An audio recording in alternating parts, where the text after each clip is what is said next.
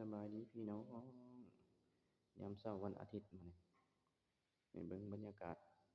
คือสิวิตหนาวแล้วล่ะเมื่อวานมื้อซืนนี่หนาวจนเป็นหวัดลงคอลูกชายข้อยก็ปัดหน้าบ้านมื้อนี้แดดออกแล้วอากาศอุ่นแหน่น้อยหนึ่ง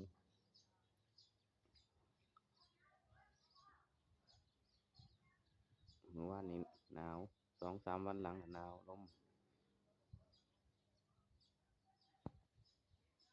มื้อนี้ก็มีลมอยู่แต่บ่แรงอากาศกำลังอุ่นกำลังดียามเช้า9โมงเช้านะ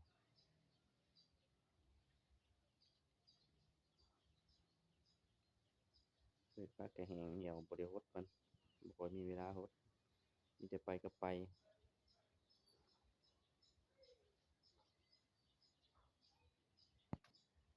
มะม่วงข้อยก็กำลังเป็นหมาก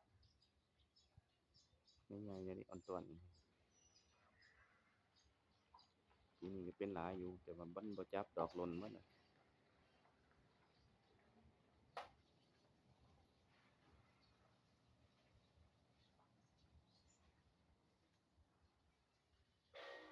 โอ้รถในบ้านเพิ่นกำลังรดน้ำสเก็ตบอร์ดลูกชายข้อยเพิ่นเล่นแล้วเพิ่นมาปะไว้แบบนี้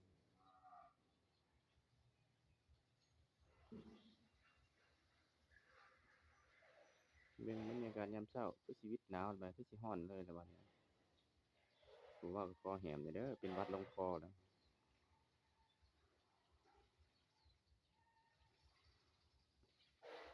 บ่อนไลฟ์สดไลฟ์หยังแต่เก่านั่งอยู่ไปจังซี่ล่ะ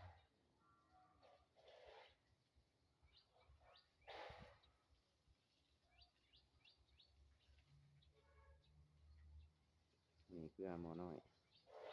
บ่ได้เก็บได้หยังอยู่เขาก็สั่งอยู่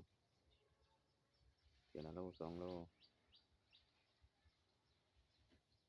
เอาส่ำนี้ก่อนเด้อพี่น้องเด้อให้ชมบรรยากาศกันน้อยๆในยามเช้าอากาศอุ่นกำลังดีมื้อนี้ขอบคุณขอบใจนำพี่น้องเด้อที่เข้ามารับชมคลิปเด้อร่ำรวยกันสุขสุขคนบ๊ายบาย